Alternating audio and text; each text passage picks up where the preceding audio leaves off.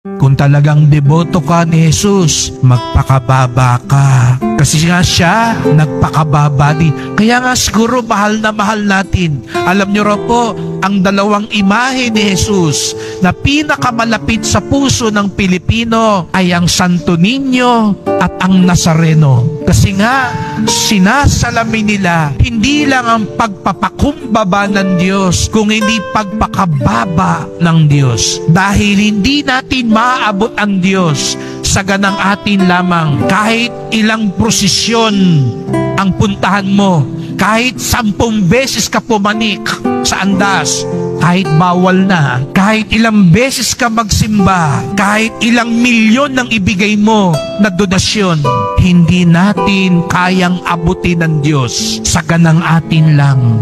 Buti na lang bumaba ang Diyos. Kaya't kung tunay tayong nagpapasalamat sa pagbaba ng Diyos bilang bata, bilang Nazareno, matuto din tayong bumaba